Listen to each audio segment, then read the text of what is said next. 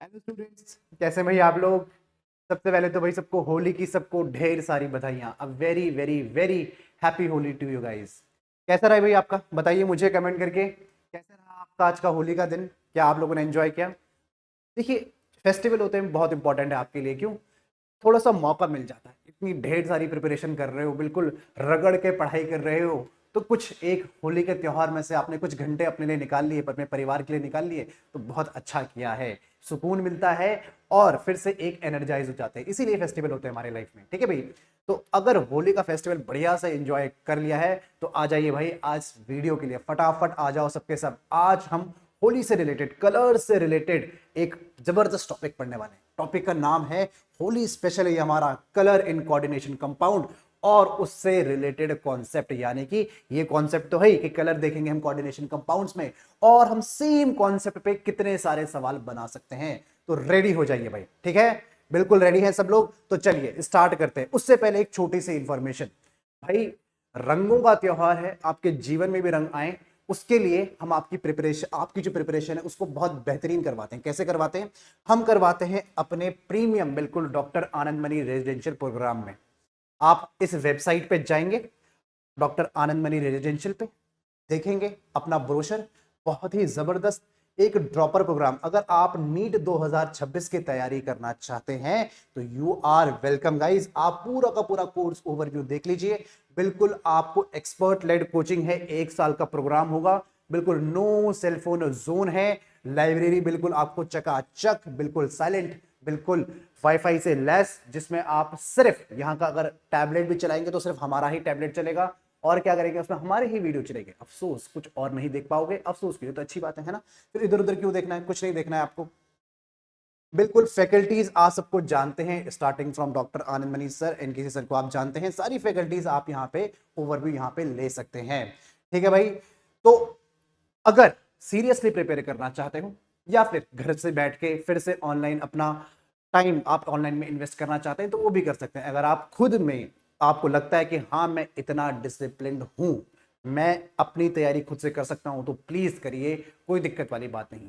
लेकिन अगर आप वो बच्चे हैं जिसको डंडा मारने की आदत है, यानी कि डंडा मारने की नहीं, सॉरी, डंडा मारने की नहीं, डंडा खाने की आदत है, क्या है, डंडा खाने की आदत है, तब जाके वो पढ़ाई करता है, तो यू आर मोस्ट वेलकम। डंडा बिल्कुल रेडी है, मारने के लिए हम लोग तैयार हैं और आपका नीट निकलवाने के लिए बिल्कुल तैयार बैठे हैं, ठीक है। तो ये तो बेटा उनके लिए था जो बच्चे करना चाहते हैं तैयारी कब की, अगले साल की। लेकिन मेरे बच्चे तो इस बार इस साल ही निकालने वाले हैं। तो आ जाइए भाई फटाफट, हम स्टार्ट करने वाले हैं colour in coordination compounds and related concept. कुल मिला के एक्चुअली हमको सीएफटी ही डिस्कस करना है। क्या डिस्कस करना है? हमको करना है डिस्कस सीएफटी। तो चलिए स्टार्ट करते हैं। तो सीएफटी में देखो, सबसे पहले हमें क्या पढ़ना है, हमें देखना है क्रिस्टल फ्यूल थ्योरी में हम किस तरीके से प्रोसीड करते हैं भाई।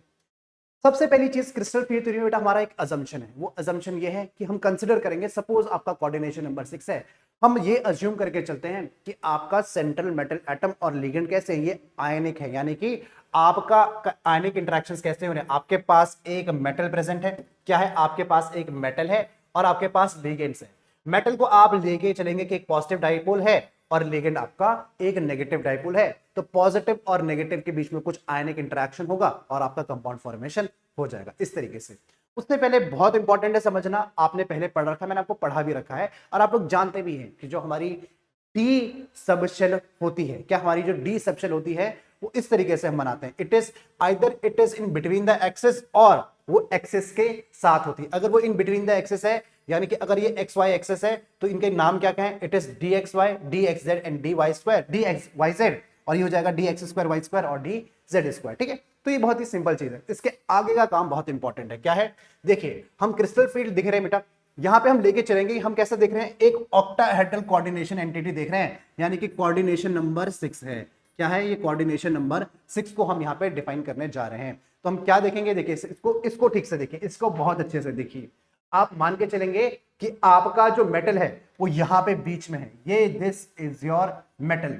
और लीगेंड कहां से आ रहा है? लीगेंड बेटा आपके इस क्यूब जो बना है, एक मान लीजिए एक कमरा है, इस कमरे के फेसेस से आ रहा है, कहा, दीवारों के बीच से निकल के आ रहा है। तो यानी कि ये कहां से आ रहा है, ये अलोंग द एक्सिस आ रहा है। लीगेंड कहां आ रहा है? Ligand is coming along the axis, along the axis.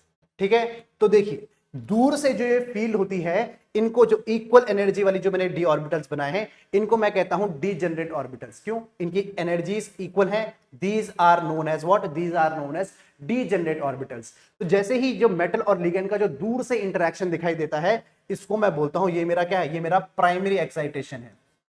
दूर से देखा था इसने, दूर से देखा था, दूर से देखा था, तो उसे नजर आया एक सिमेट्रिकल फील्ड, एक स्फेरिकल फील्ड, तो प्राइमरी एक्साइटेशन हुआ। मैं आपको यहां पे देखो कॉन्सेप्ट में डिग नहीं कर रहा हूं, बिल्कुल डीप में नहीं समझाऊंगा, हम फटाफट क्वेश्चन और कॉन्सेप्ट को जानेंगे। ठीक है, तो प्राइमरी एक्साइटेशन हुआ, तो यहां पे जो मेरे पास ये एक्साइटेड स्टेट आ गई।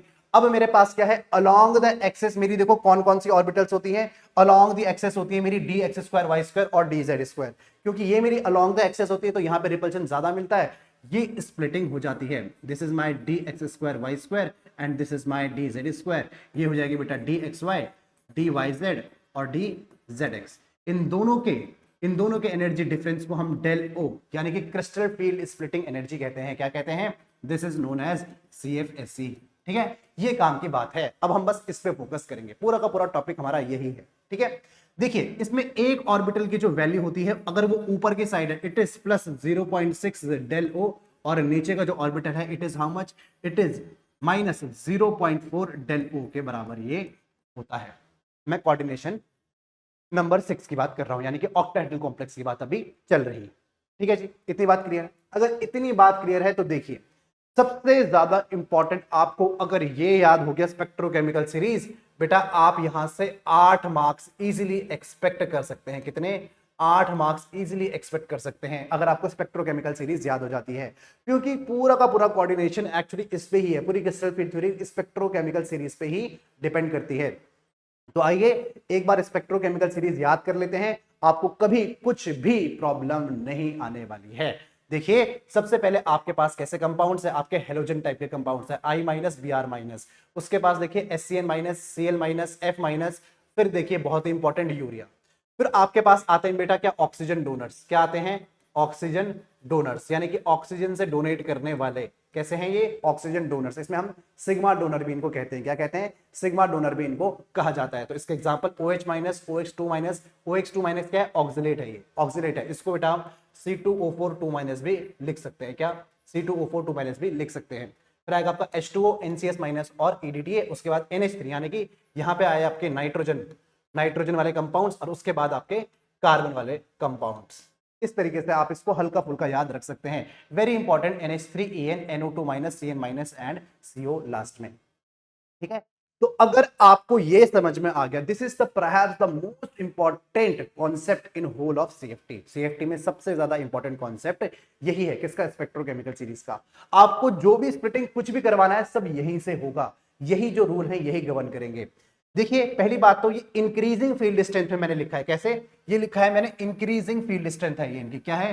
This is their increasing field strength. क्या है ये? Increasing field strength. अब किसी भी लिगेंड को आप स्ट्रॉन्ग फील्ड या वीक फील्ड किसी के रिस्पेक्ट में कहेंगे, यानी कि H2O एक स्ट्रॉन्गर फील्ड लिगेंड है with respect to OH2 minus. ठीक है, लेकिन हमेशा देखो कंपाउंड पे डिपेंड करेगा। किस पे डिपेंड करेगा? कंपाउंड पे डिपेंड करेगा। कैसे करेगा मैं आपको बताता हूं। देखिए फॉर एग्जाम्पल मेटल अगर +2 ऑक्सीजन, ध्यान से सुनना आप, यही आपका भाई ये आपका डिटरमाइन करेगा पूरा का पूरा कॉन्सेप्ट जो हम आज पढ़ेंगे। मेटल अगर +2 ऑक्सीडेशन स्टेट में है तो आपका अमोनिया और उससे नीचे वाले, यानी कि अमोनिया और उसके नीचे वाले, यानी कि पीछे वाले, नीचे एंड बिलो का मतलब है पीछे वाले, सारे के सारे वीक फील्ड लिगेंड, और उसके आगे वाले सारे के कैसे? सारे के सारे strong field ligand. Strong field ligand splitting करवाते हैं, यानी कि स्प्लिटिंग तो खैर हर केस में होगी, लेकिन आपकी पेयरिंग स्ट्रॉन्ग फील्ड लिगेंड करवाएंगे, वीक फील्ड वाले नहीं करवाएंगे। As simple as that. ठीक है, तो वीक फील्ड लिगेंड आप देखना नो पेयरिंग। क्या? No pairing. ठीक है, सिंपल सी बात। यानी कि अगर मेटल का +2 ऑक्सीडेशन स्टेट है तो अमोनिया और उसके नीचे वाले वीक फील्ड लिगेंड की कैटेगरी में आ जाएंगे। फिर दूसरी बात, सर अगर मेटल +3 ऑक्सीडेशन स्टेट में हुआ तब क्या करेंगे? तो देखिए उस टाइम पे एक बहुत ही इंपॉर्टेंट केस है। किसका? CO3+ का। उस केस में आपका ऑक्सिलेट और वाटर किसकी तरह बिहेव करेगा? स्ट्रॉन्ग फील्ड लिगेंड की तरह बिहेव करेगा। सिर्फ किसकी बात कर रहे हैं? ऑक्सिलेट और वाटर। अच्छा, ऑक्सिलेट और वाटर का मतलब है इसके आगे वाले भी कैसे बिहेव करेंगे, इसके आगे वाले भी आपके स्ट्रॉन्ग फील्ड लिगेंड की तरह बिहेव करेंगे। किसकी तरह बिहेव करेंगे, स्ट्रॉन्ग फील्ड लिगेंड की बात करेंगे, ठीक है, बिहेव करेंगे। +3 ऑक्सीडेशन स्टेट में कुछ बहुत इंपॉर्टेंट चीजें हैं, जैसे कि अगर मेरे पास Fe+3 है या फिर Mn+3 है, यानी कि कोई और मेटल है, यहाँ पे आप कुछ और भी ले लो, क्रोमियम+3 भी ले लो, क्रोमियम+3 की वैसे जरूरत नहीं थी मेरे को, ठीक है, इन दोनों को ही ले लेते हैं, Fe+3 और Mn+3, इनकी ही बात करते हैं। देखिए +3 में बहुत इंपॉर्टेंट है, इनमें वाटर तो क्या एक्ट करेगा, वाटर तो बेटा आपका वीक फील्ड लिगेंड ही रहेगा, लेकिन NH3 एट अबव, NH3 और उसके ऊपर वाले, यानी कि ये पिंक वाला ब्लॉक पूरा का पूरा कैसा कहलाएगा, पूरा का पूरा आपका स्ट्रॉन्ग फील्ड लिगेंड कहलाएगा। कैसा कहलाएगा, एक स्ट्रॉन्ग फील्ड लिगेंड कहलाएगा। ये बात को बहुत अच्छे से ध्यान रखना है। और कमाल की बात, अगर मेटल +4 ऑक्सीडेशन स्टेट में होगा तो सारे के सारे आपके स्ट्रॉन्ग फील्ड लिगेंड होंगे, लेकिन उसमें भी आप एक चीज अच्छे से याद रखेंगे कि वो होगा तो स्ट्रॉन्ग फील्ड लिगेंड ही, लेकिन उसमें भी ये वाले ज्यादा, वाले कम स्ट्रॉन्ग होंगे, यानी कि स्ट्रेंथ पे डिपेंड करता है। होंगे सारे के सारे +4 ऑक्सीडेशन स्टेट में, सब में पेयरिंग करवा देंगे, लेकिन क्या करेंगे, स्ट्रेंथ के हिसाब से चीजें चेक होती हैं। तो आइए स्टार्ट करते हैं कॉन्सेप्ट को पढ़ना। देखिए टाइप्स ऑफ क्वेश्चंस, किस किस टाइप का क्वेश्चन आपको सिर्फ स्पेक्ट्रोकेमिकल सीरीज से पूछा जाता है। सबसे पहला क्वेश्चन है बेटा आपसे CFAC या फिर स्प्लिटिंग से रिलेटेड। किससे रिलेटेड, CFAC या फिर स्प्लिटिंग से रिलेटेड। क्या पूछा जाता है, आपसे पूछेगा कि भाई CFAC बता दो, एग्जाम्पल के थ्रू करेंगे सारे के सारे क्वेश्चंस। एग्जाम्पल आपको दे रखा है कोबाल्ट H2O होल 6 3 पॉजिटिव। एक एग्जांपल लेके चलते हैं कि इसकी CFAC बता दीजिए कितनी होगी। देखिए आप क्या करेंगे, आप देखेंगे CO बेटा 3+ में है और वाटर इसमें स्ट्रॉन्ग फील्ड लिगेंड है। CO3 का मतलब एक D6 कॉम्प्लेक्स है। कैसा है, एक D6 कॉम्प्लेक्स है। आप इसकी स्प्लिटिंग करवाएंगे कुछ इस तरीके से, 1 2 3 ऐसे ही एग्जाम में करेंगे तो 6 आपको इलेक्ट्रॉन भरने, कितने हो जाएंगे, 1 2 3 4 5 और 6। तो आप CFAC की वैल्यू बोलेंगे कितनी है, it is 6 times -0.4 del O, यानी कि -2.4 del O के बराबर। इस तरीके से CFAC निकाली जाती है। निकाल लेंगे, हम क्वेश्चंस करेंगे उसमें देखेंगे। अभी मैंने आपको सिर्फ तरीका बताया, ऐसे CFAC। आपको इस पूरी स्लाइड में क्या सीखना है, ये स्प्लिटिंग कैसे होती है, बस ये सीखना है। वैल्यूज तो हम निकाल ही लेंगे, ठीक है। दूसरा देखिए आपसे क्या क्वेश्चन पूछा जा सकता है, आपसे क्वेश्चन पूछा जा सकता है एनर्जी और वेवलेंथ का। कैसा सवाल आएगा, ध्यान रखेगा जितना ज्यादा स्ट्रॉन्ग फील्ड लिगेंड होगा उतना ज्यादा del O, यानी कि क्या होगा, CFAC। क्या, CFAC आप इसको बोल सकते हैं, स्प्लिटिंग भी बोल सकते हैं। इट इज स्प्लिटिंग, यानी कि जितना ज्यादा स्ट्रॉन्ग फील्ड लिगेंड होगा उतनी ज्यादा स्प्लिटिंग होगी। यस और नो, इतनी बात आप समझते हैं। फिर से सुनिए, जितना ज्यादा स्ट्रॉन्ग फील्ड लिगेंड होगा उतनी ज्यादा स्प्लिटिंग होगी, ठीक है, इतनी बात क्लियर। अब अगर स्प्लिटिंग ज्यादा है, यानी कि CFAC यानी कि del O अगर हाई है तो एनर्जी हाई होगी और लैम्डा छोटा होगा। क्या होगा, लैम्डा छोटा होगा। इस बात को भी बहुत अच्छे से ध्यान रखेंगे, बिल्कुल ठीक है। अब देखिए एक और कमाल की चीज, कलर और मैग्नेटिज्म दोनों को साथ में ही आपको बता देता हूं कैसे पढ़ते हैं कलर और मैग्नेटिज्म को। देखिए मैग्नेटिज्म के लिए जरूरी होता है बेटा क्या, अनपेयर्ड इलेक्ट्रॉन। क्या जरूरी होता है, अनपेयर्ड इलेक्ट्रॉन जरूरी होता है।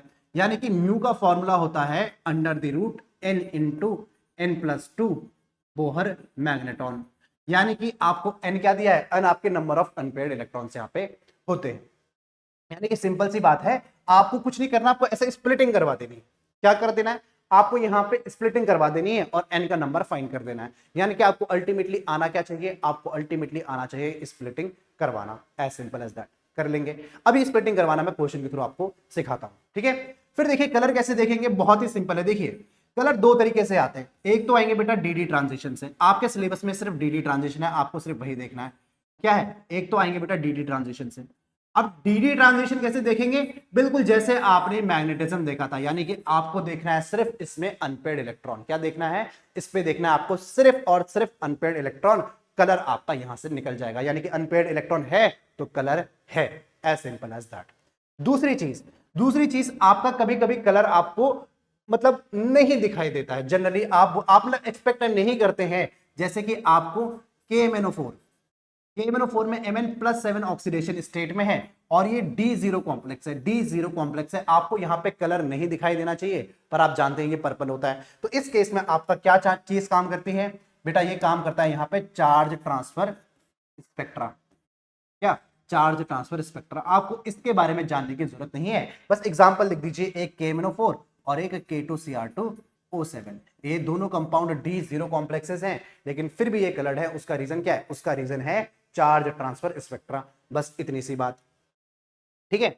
अब देखिए अल्टीमेटली हम देखते हैं फॉर्मेशन कॉम्प्लेक्स, यानी कि स्टेबिलिटी। सबसे ज्यादा आपसे क्वेश्चन पूछा जाता है, स्टेबल कौन सा वाला कॉम्प्लेक्स होगा सबसे ज्यादा, तो इसका कैसे बताते हैं? हम बताते हैं स्टेप फॉर्मेशन कॉन्स्टेंट, यानी कि किससे? Stability of complex. Formation constant बेटा बीटा से दिया जाता है, यानी कि अगर बीटा की वैल्यू हाई है, अगर बीटा की वैल्यू हाई है तो स्टेबिलिटी भी हाई है। क्या है? स्टेबिलिटी भी हाई है। लेकिन स्टेबिलिटी हाई चेक करने के तरीके, सबसे पहले देखो, आप देखोगे कि इसमें कोई चिलेशन तो नहीं है। क्या इसमें कोई चिलेशन तो नहीं है? जनरली चिलेशन वाले कंपाउंड ज्यादा स्टेबल होते हैं, हम एग्जांपल के थ्रू सीखेंगे। और दूसरी चीज आप देखना कि अगर आपको 5D वाले दिए हैं तो ज्यादा स्टेबल होंगे किससे? 4D से, और वो ज्यादा स्टेबल होंगे 3D से। और एक आखिरी चीज, जितना ज्यादा स्ट्रॉन्ग फील्ड लिगेंड होगा उतनी ज्यादा स्टेबिलिटी होगी। जितना ज्यादा स्ट्रॉन्ग फील्ड लिगेंड होगा उतनी ज्यादा स्टेबिलिटी होगी। तो देखिए अल्टीमेटली चीजें डिपेंड किस पे कर रही हैं? आपके लिगेंड पे ही तो कर रही हैं। यानी कि अगर आपको लिगेंड के बारे में पता है तो आपको स्टेबिलिटी के बारे में पता है। अगर आपको लिगेंड के बारे में पता है तो आप उसका कलर, यानी कि आप उसमें स्प्लिटिंग करवाओगे ना, तो स्प्लिटिंग से आपको CFSC पता चलेगा, वहां से आपको एनर्जी पता चलेगा, वेवलेंथ पता चलेगा, आपको मैग्नेटिज्म पता चलेगा, और अपना हीरो टॉपिक कलर के बारे में भी पता चलेगा। तो सब कुछ यहीं से तो पता चलने वाला है। इतनी बात आप समझते हैं कि नहीं समझते हैं? बताइए, समझते हैं? फटाफट कमेंट करो, समझ में आ रहा है कि नहीं आ रहा है? ठीक है, चलिए फटाफट क्वेश्चन लगाते हैं। विच of the following is a diamagnetic compound? आपके पास देखो क्या ऑप्शंस हैं, आपके पास डायामैग्नेटिक कंपाउंड होगा। देखो किस तरीके से क्वेश्चन को अटेम्प्ट किया जाता है, ध्यान देखिए। देखिए कुछ स्प्लिटिंग कुछ नहीं करवाऊंगा। देखिए आपके पास बेटा आयरन है +3 कॉम्प्लेक्स, ये एक D5 कॉम्प्लेक्स है। आयरन +3 में वाटर कैसे एक्ट करता है? एक वीक फील्ड लिगेंड की तरह एक्ट करता है। कैसे स्प्लिटिंग करवाएंगे? 1 2 3 4 5, यानी कि 1 2 3 4 और 5। तो क्या है ये? डायामैग्नेटिक है कि पैरामैग्नेटिक है? ये तो मोस्ट पैरामैग्नेटिक है। कैसा है? It is most paramagnetic. ठीक है, चलिए दूसरा ऑप्शन पे देखते हैं। FeH2O6, ये बेटा Fe यहां पे 2+ है, ये एक D6 कॉम्प्लेक्स है, अभी भी वीक लिगेंड ही है। और क्या? 1 2 3 4 5, यानी कि 1 2 3 4 5।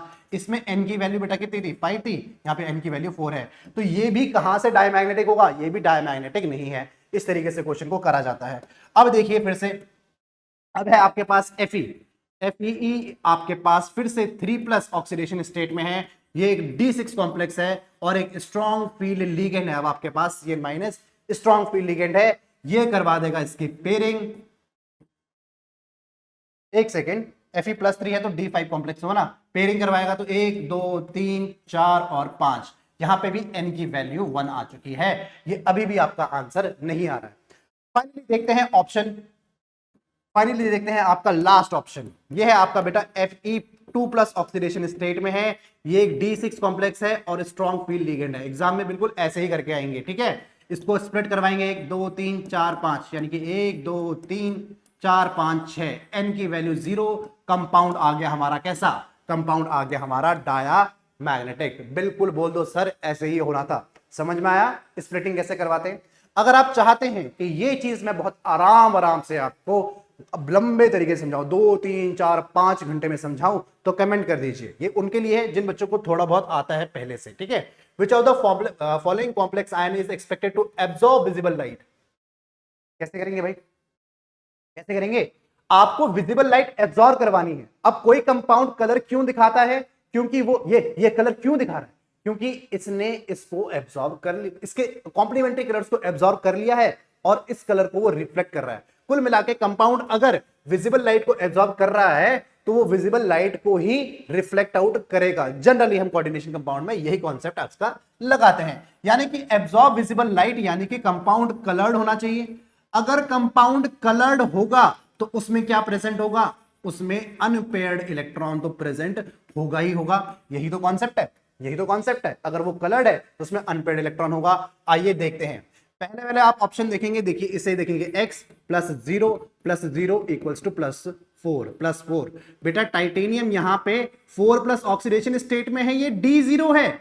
अगर ये D0 है तो कोई भी कलर ये दिखाने में सक्षम नहीं है। It will not show any colour, yes और नो, कोई भी कलर ये नहीं दिखाएगा। आते हैं दूसरे ऑप्शन में। यहां पे क्रोमियम मेरा 3 प्लस ऑक्सीडेशन स्टेट है, ये एक D3 कॉम्प्लेक्स है। ध्यान रखिएगा D3, D1, D2 इसमें फर्क नहीं पड़ता है कि स्ट्रॉन्ग फील्ड लिगेंड है या वीक फील्ड लिगेंड है। स्टिल अगर आप लिखना चाहते हैं तो आप स्ट्रॉन्ग फील्ड लिख लो, पर फर्क नहीं पड़ेगा। क्यों? क्योंकि देखो D3 तो ऐसे ही आएगा, चाहे वो स्ट्रॉन्ग हो चाहे वीक हो, यानी कि n की वैल्यू यहां पे 3 है और ये कलर दिखाएगा क्योंकि अनपेयर्ड इलेक्ट्रॉन इसमें प्रेजेंट है। बिल्कुल सही। बाकी ऑप्शन भी एक बार चेकआउट कर लीजिए ताकि अपनी प्रैक्टिस बनी रहे। जिंक, बेटा जिंक तो 2 प्लस है। अरे भाई जिंक 2 प्लस तो D10 होता है, D10, और D10 कभी भी कलर नहीं दिखाता है, इसमें n की वैल्यू 0। इसी तरीके से आप देखेंगे स्कैंडियम 3 प्लस, ये एक D0 कॉम्प्लेक्स है, तो यहां पे भी n की वैल्यू 0 है, यहां पे भी कोई कलर ऑब्जर्व नहीं होगा। तो एक ही ऑप्शन करेक्ट है, ऑप्शन नंबर सेकंड, यस और नो। बिल्कुल ठीक बात। चलिए, the complex exhibit lowest energy absorption band, इनमें से कॉम्प्लेक्स कहां पे लोवेस्ट एब्जॉर्प्शन एनर्जी बैंड दिखाएगा? तो देखिए किस पे डिपेंड करता है। देखो सबसे पहली बात तो आप क्या देखेंगे इसमें, अच्छा देखिए एक काम करते हैं, आपको मैं इस ऑप्शन में फोर्थ ऑप्शन को एक काम कीजिए, होल 4 कर दीजिए, इसको होल 4 कर दीजिए। क्योंकि दिक्कत क्या है, कोऑर्डिनेशन नंबर जो देखो, कोऑर्डिनेशन नंबर जो 6 है इसमें मैं डेल ओ बोलता हूं, it is already 4/9 times of delta T, it is 4/9 times of delta T. तो क्वेश्चन वैसे ही ठीक हो जाता है कि होल 6 आ गया तो आपका आंसर वैसे ही आ जाता। लेकिन हमें ये नहीं करना, अपन और इंटरेस्टिंग बनाते हैं क्वेश्चन को। देखो आपके पास निकल है और सारी के सारी 4 ऑक्सीडेशन स्टेट में प्रेजेंट है। अगर आपको स्पेक्ट्रोकेमिकल सीरीज देखनी है तो देखिए फिर से एक बार स्पेक्ट्रोकेमिकल सीरीज अगर मैं आपको दिखाऊं, अरे कहां गई, फिर से अगर आपको स्पेक्ट्रोकेमिकल सीरीज दिखाऊं तो देखिए यहां पे वीक फील्ड लिगेंड, मॉडरेट और ये स्ट्रॉन्ग फील्ड लिगेंड है। ठीक है, तो स्ट्रॉन्ग यहां पे देखो सारे के सारे स्ट्रॉन्ग है, it is strong, stronger, strongest. क्या है? Strong, stronger, strongest. तो CO आपका तो स्ट्रॉन्गेस्ट आ जाएगा। इसका मतलब जितना ज्यादा आपको लोवेस्ट एनर्जी निकालनी है, अगर आपको लोवेस्ट एनर्जी निकालनी है तो आपको क्या देखना पड़ेगा, आपको एक वीकेस्ट या फिर आप बोलो एक वीकेस्ट फील्ड लिगेंड देखना पड़ेगा। क्या देखना पड़ेगा? एक वीकेस्ट फील्ड लिगेंड देखना पड़ेगा। तो इनमें कौन नजर आ रहा है कि जो वीकेस्ट फील्ड लिगेंड होगा? एक ही ऑप्शन होना चाहिए, कौन सा? Option number first should be the correct answer. ठीक है, अब चाहे ये होल 4 कर लो या होल 6 कर लो, आंसर आपका वही रहेगा, क्योंकि डेल्टा टी वैसे भी छोटा ही होगा, हमें वीकेस्ट निकालना है ना, इसलिए मैं बोल रहा था आपको। ठीक है, चलिए बहुत ही जबरदस्त क्वेश्चन, एक और कलर के ऊपर ही। और अच्छा, कलर बोलो, एनर्जी बोलो, वेवलेंथ बोलो। ठीक है, देखिए ऑर्डर ऑफ इंक्रीजिंग वेवलेंथ मुझे निकालना है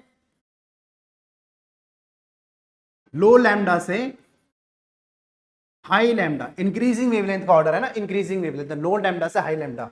यानी कि मैं इसे बेटा हाई एनर्जी से लो एनर्जी भी कह सकता हूं।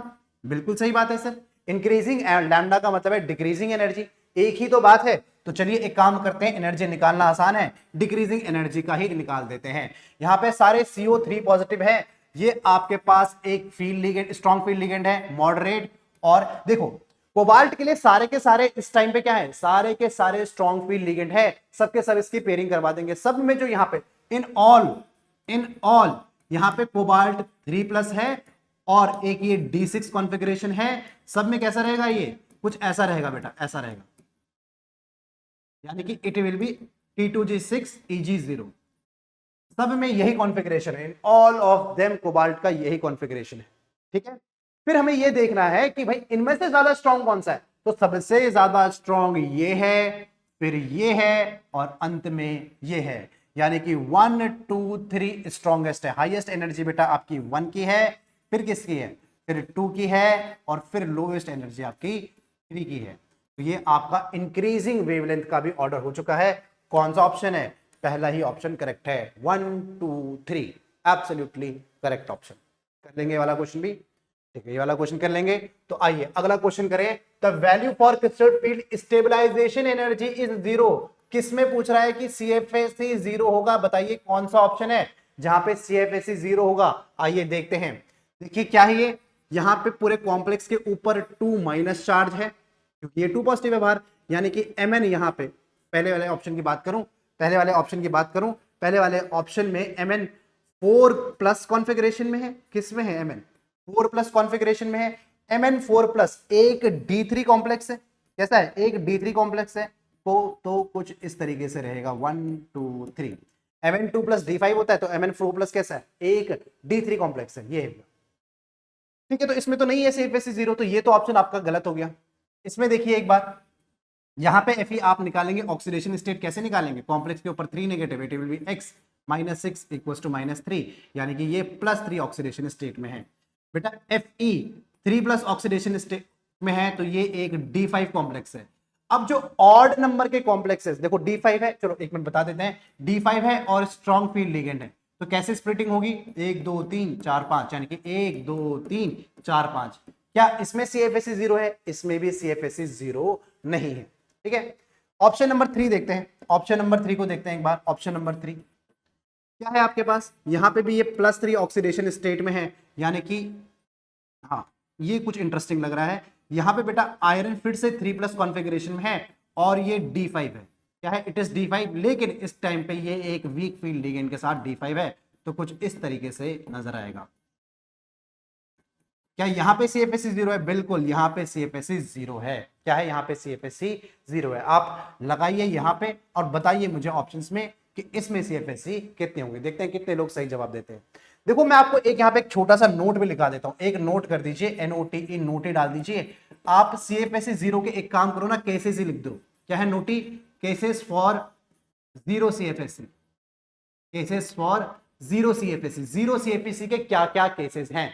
देखिए पहला केस है, या तो अभी हमने किया D5 और वीक फील्ड लिगेंड प्रेजेंट हो, या फिर आपके पास D0 हो, और या फिर आपके पास D10 हो। तो मात्र ये 3 ही केस बचते हैं किसके? 0 CFSE के। इसके अलावा कोई केस है ही नहीं 0 CFSE का।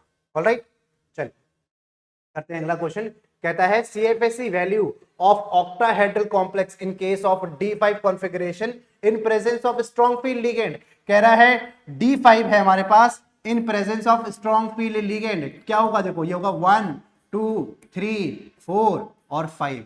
क्या आएगी भाई इसमें CFSE? इसमें आएगी CFSE बेटा -5 इंटू 0.4 डेल ओ प्लस एक पेयरिंग एनर्जी और 2 पेयरिंग एनर्जी। तो क्या होगी? ये 2 पेयरिंग एनर्जी भी है हमारे पास, तो -2.0 del o plus 2 pairing energy.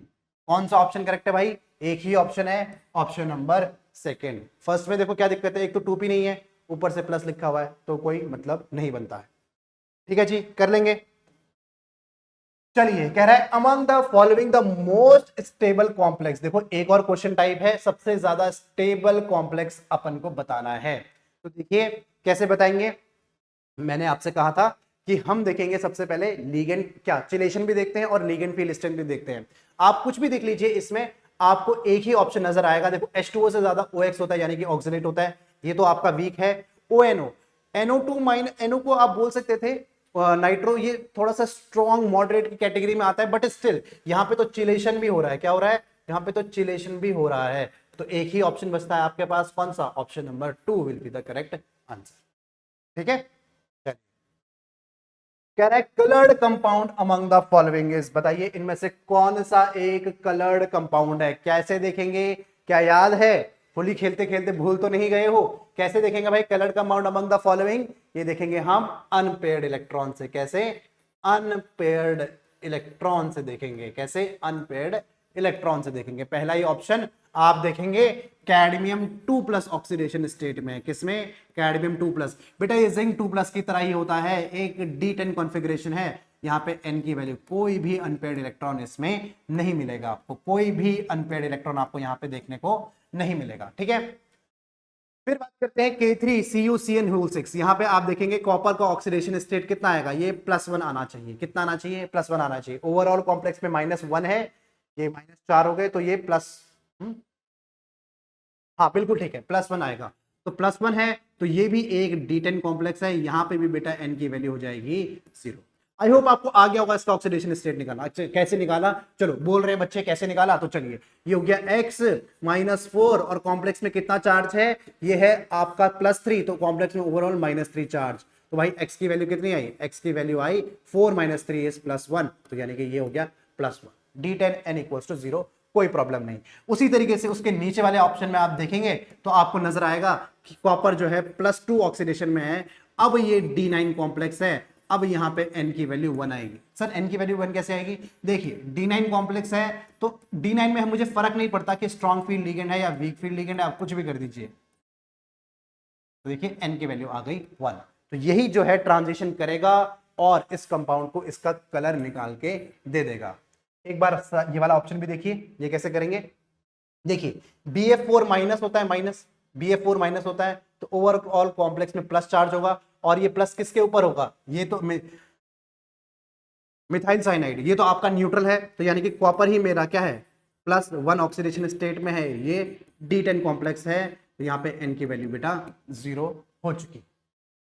ठीक है, इस तरीके से आखिरी वाला को ये सॉल्व होना था ऑप्शन।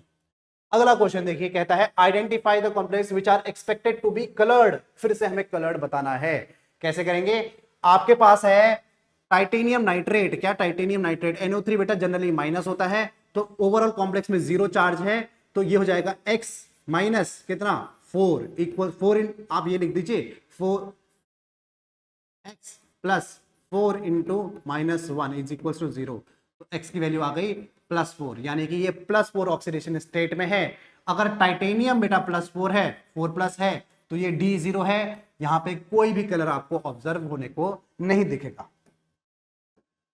अब देखिए अगला क्वेश्चन, ये तो मैंने अभी अभी किया है, आपको पता है यहाँ पे CD2+ है और ये D10 है, यहां पे भी कोई कलर आपको देखने को नहीं मिलेगा।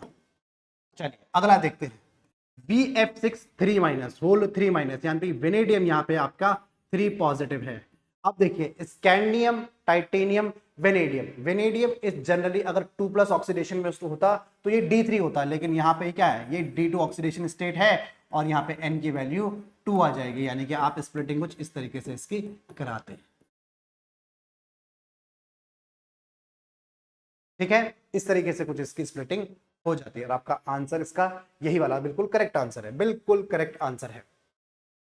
ठीक है, अरे 3 लगा दिए, 3 लगा दिए, 2 ही लगाने थे, 3 लगा दिए, 2 ही लगाने थे, n की वैल्यू आ गई t, तो यही हो गया बेटा मेरा करेक्ट आंसर, यही मेरा करेक्ट हो गया। इसका देख लीजिए आखिरी ऑप्शन देख लीजिए, ये हो जाएगा मेरा स्कैंडियम 3+ और ये हो जाएगा D0 कॉम्प्लेक्स, तो n की वैल्यू हो जाएगी 0, यानी कि एक ही ऑप्शन करेक्ट है, option number 3 is absolutely correct option.